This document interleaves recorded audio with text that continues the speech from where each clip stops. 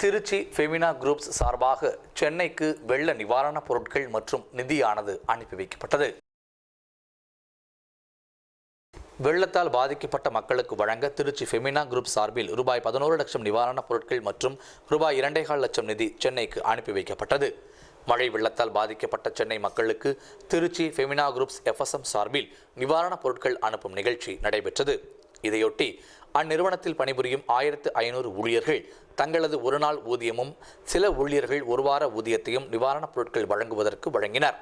இதையடுத்து சட்டை, pant, T shirt, பனியன், உள்ளாடைகள், பெண்களுக்கான சேலை, சுடிதார் உள்ளிட்ட பல்வேறு வகையான உடைகள் என ரூபாய் 11 லட்சம் மதிப்புள்ள ஜவுளிகளை 3500 அட்டை பெட்டிகளில் திருச்சி மத்திய பேருந்து நிலையம் அருகே உள்ள ஃபெமினா ஷாப்பிங் மாலில் வைக்கப்பட்டன. இந்நிவாரணப் பொருட்களை ஃபெமினா குரூப்ஸ் நிர்வாக இயக்குநர்கள் SMI முகமது இஸ்மாயில், முகமது ஃபைசல் முன்னிலையில் லாரிகள் மூலம் ஏற்றி சென்னைக்கு அனுப்பி வைக்கப்பட்டது. மேலும் 2.25 லட்சம் ரூபாய் நிதி பாதிக்கப்பட்ட மக்களை நேரடியாக சென்று பார்வையிட்டு அவர்களுக்கு தேவைப்படும் மருந்துகள், பாத்திரம் உள்ளிட்ட பொருட்கள் வாங்குவதற்கு பயன்படுத்தப்படுகிறது.